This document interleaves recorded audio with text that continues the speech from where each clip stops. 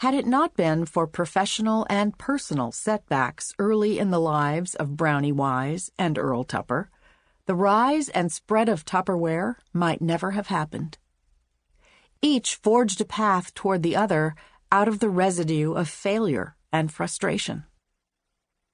For Wise, a young Detroit divorcee without much business experience, a failed marriage and a child to support fueled an endless drive to succeed, gleaned from the generations of women in her family who had gotten by without men in their lives. For Tupper, a bankrupted tree surgeon who fancied himself a modern-day Leonardo da Vinci, a trail of unsuccessful inventions only sparked his curious mind further and made his pursuit of a proprietary product more dogged. Together, Wise's sales know-how and Tupper's innovation would create the unlikely alchemy at the heart of Tupperware's success. The pair didn't look at the world the way most people did, which was initially their curse and ultimately their genius. Brownie May Humphrey was born May 25, 1913, in Buford, Georgia, a small town near Atlanta, to plumber Jerome Humphrey and Rose Stroud Humphrey. They called their baby Brownie after her strikingly beautiful brown eyes, easily her most prominent feature. The mores of the time called for working Southern mothers to quit their jobs once children came along, but Rose had no intention of becoming a housewife. Employed by a local hat factory, she not only went back to work as soon as she could, she immersed herself in union organizing, a job that required extensive travel and speech-making. At times, the work could be risky.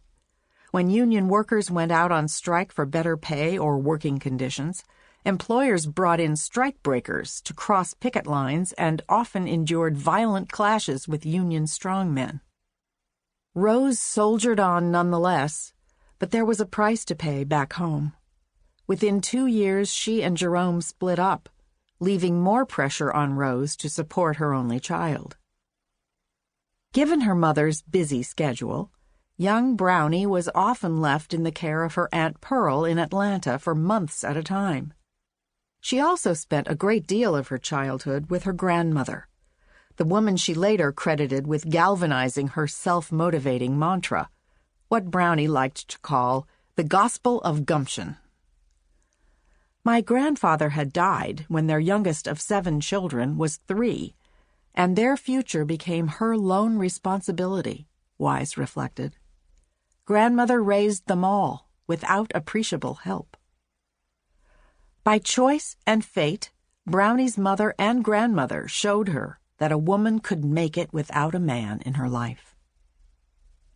Along with her mother and grandmother, Brownie had plenty of cousins and uncles with whom she enjoyed simple pastimes, such as fishing, as a child. On Sundays, it was a special treat for her to hear the local African-American congregation sing their soul-stirring hymns. Conventional schooling, however, bored her. Instead, she read about fashion and tried to dress up like the models she saw in magazines. Brownie, a cousin remarked, liked to primp. In her teens, she dropped out of school to find her own way in life. She reunited with her mother, and by 14, Brownie was giving speeches at union rallies herself. Through these speeches, she became a confident public speaker, polished her powers of persuasion, and developed empathy for the problems facing working women just before the onset of the Great Depression. In 1931, she attended a Young Women's Christian Association camp in New Orleans for girls intent on pursuing business careers. During her stay, she credited a Methodist minister from Shreveport, Reverend James Grambling, for inspiring her to keep moving forward despite perceived roadblocks.